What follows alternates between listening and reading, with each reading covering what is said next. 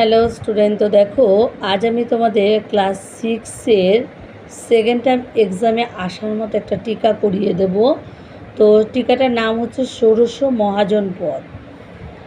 তো কিভাবে লিখবে আমি এটা পড়ানোর সাথে সাথে বুঝিয়ে দেব। তো দেখো, জৈন ও বৌদ্ধ সাহিত্য জনপদ মহাজন পদের আলোচনা পাওয়া যায়। কি বলছে, জৈন বৌদ্ধ সাহিত্যে জনপদ মহাজনের কী অনেক আলোচনা এখানে পাওয়া যায়।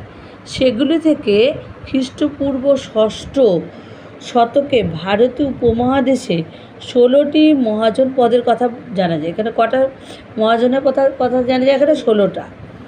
সেই সময়ে এদেরকে একসঙ্গে ষোড়শ মহাজন পদ বলা হতো। মহাজন পদগুলির মধ্যে ঝগড়া বিবাদ লেগেই থাকতো, এটা তো বুঝেছ। একে অন্যের রাজ্য জয় করে নিজেদের রাজ্যের সীমানা বাড়াতে চাইত। এইভাবে ক্রমে 16টা মহাজন পদ কমতে কমতে কমতে 4টে মহাজন পদে এসে দাঁড়ালো। বুঝলে, 16 থেকে 4-এ চলে আসলো। ঠিক আছে, এইগুলি হলো অবন্তী, বৎস, কোশল, মগধ। মানে সেই 4টে মহাজন পদের নাম হচ্ছে এগুলো। এই 4টে মহাজন পদ আবার নিজেদের মধ্যে যুদ্ধও করতো এরা। তাদের মধ্যে শেষ পর্যন্ত মগধ হয়ে ওঠে সবথেকে বেশি শক্তিশালী। 16টি মহাজন পদের বেশিরভাগই ছিল আজকের মধ্য ও উত্তর ভারত অঞ্চলে। দক্ষিণ ভারতের একমাত্র মহাজন পদ ছিল কি? অসমক।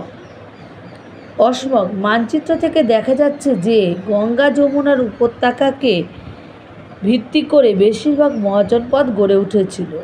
গঙ্গা নদীর উপত্যকা অঞ্চল ছিল সেই সময়ে ভারতীয় উপমহাদেশের রাজনীতির মূল কেন্দ্র। বিরাট গঙ্গা উপত্যকা ছিল একটি সমতল অঞ্চল, ফলে রাজ্য জয়ের ক্ষেত্রে প্রাকৃতিক বাধা ছিল না। যথেষ্ট বৃষ্টি হওয়ার ফলে পলিমাটির জমি ছিল উর্বর, চাষ হতো খুবই ভালো। পাশাপাশি গভীর বনও ছিল। বনে কাঠ থেকে হাতি সবই পাওয়া যেত। নদীপথে যাতায়াত করাও সুবিধে ছিল। এসবের ফলে ওই অঞ্চলে মহাজন পদগুলি শক্তিশালী হয়ে উঠেছিল। তো আমরা দেখতে পেলাম কিভাবে মহাজন পদগুলি ধীরে ধীরে কী হলো, শক্তিশালী হয়ে উঠল।